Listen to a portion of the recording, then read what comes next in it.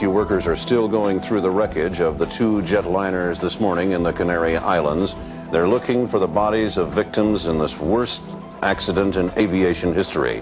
The Canary Islands, a Spanish archipelago located in the Atlantic Ocean, are a popular vacation destination for tourists seeking sunshine, beaches, and year-round warm temperatures.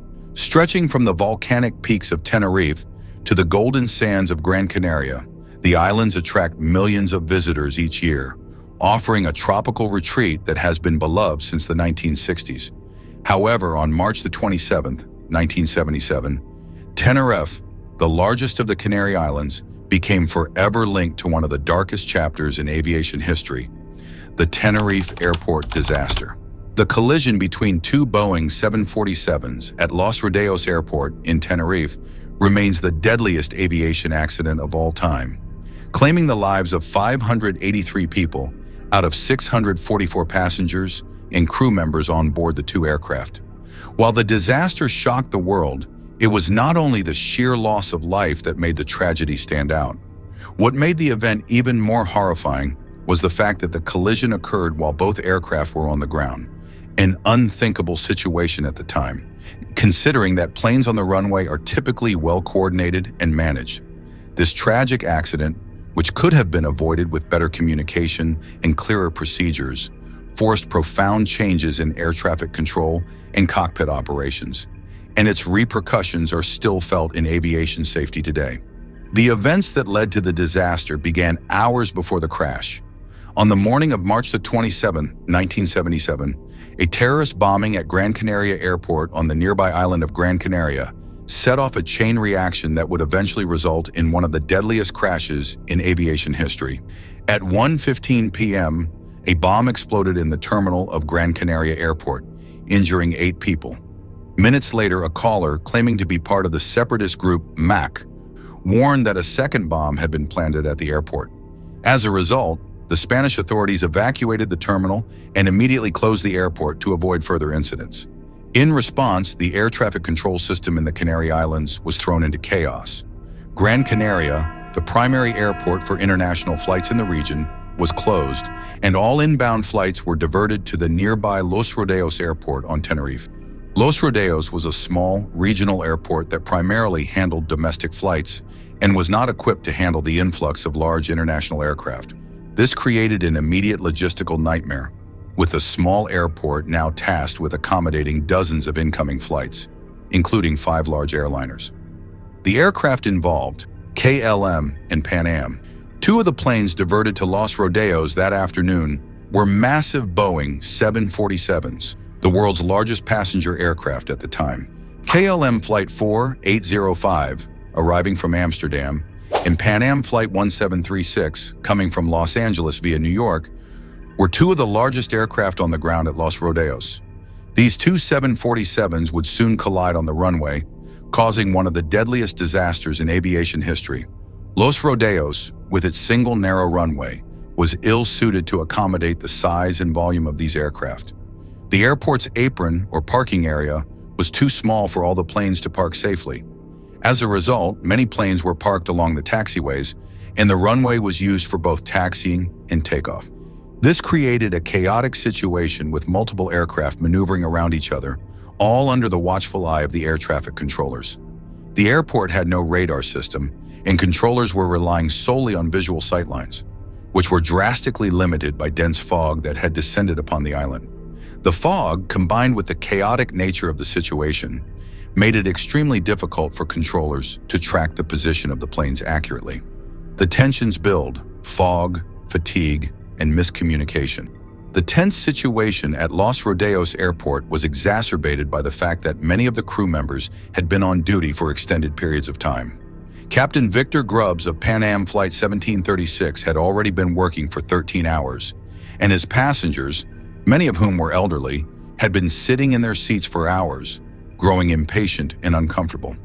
Captain Grubbs, having hoped to stay in the air in a holding pattern until Gran Canaria Airport reopened, had been forced to land at Los Rodeos after the airport closure.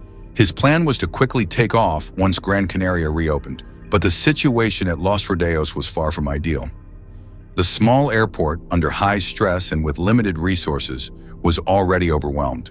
His aircraft was parked on the taxiway, and as the clock ticked down, Grubbs was eager to get his passengers to their final destinations.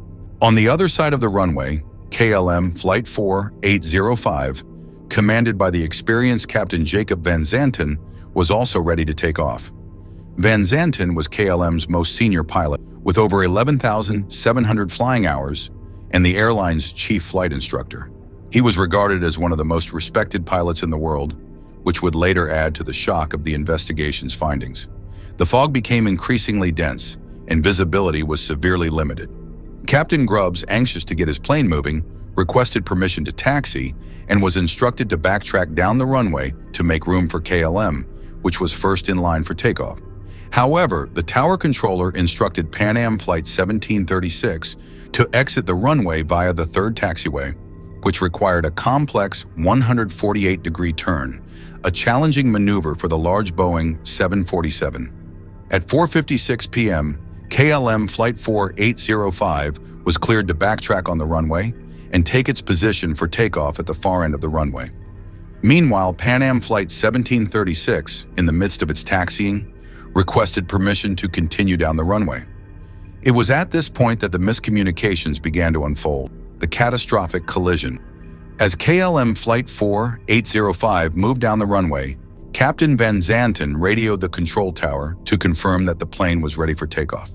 The controller acknowledged the message with a brief, "Okay, but this was not intended as clearance for takeoff." The controller had meant only to confirm the message, not to authorize the plane to lift off. However, Captain Van Zanten misunderstood this as a green light for takeoff.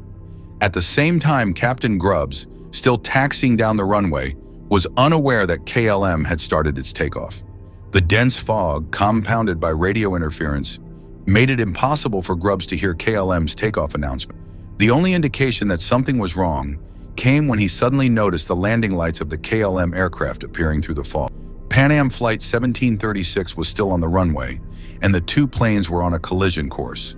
In a desperate bid to avoid the impending crash, Captain Grubbs slammed the throttle forward and tried to veer left, attempting to avoid the KLM plane.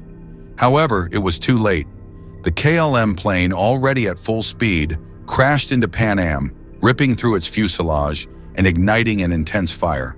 The collision resulted in a massive explosion. The fuel from both planes ignited instantly, engulfing both aircraft in flames. KLM's plane, which had been fully fueled for takeoff, exploded on impact, and the resulting fire spread quickly. Pan Am's aircraft, also filled with fuel, was consumed by the blaze. The aftermath, devastation, and loss. The aftermath of the disaster was horrific. A total of 583 people were killed, 234 on the KLM aircraft and 318 on the Pan Am plane. Among the 70 survivors from the Pan Am flight, 9 would later succumb to their injuries. The crash remains the deadliest aviation accident in history, with 583 lives lost in a tragic and avoidable disaster.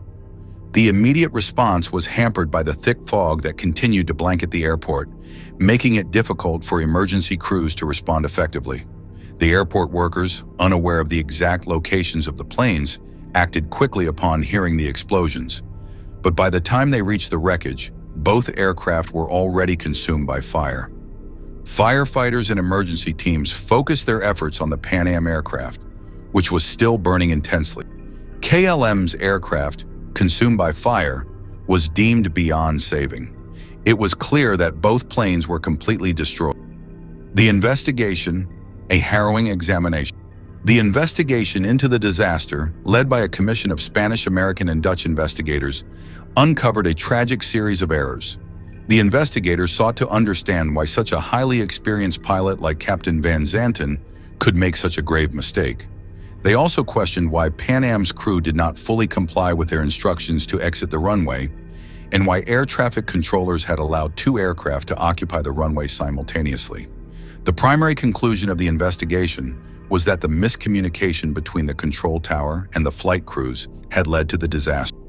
The controller's ambiguous "OK" message was misinterpreted by Captain Van Zanten as a takeoff clearance.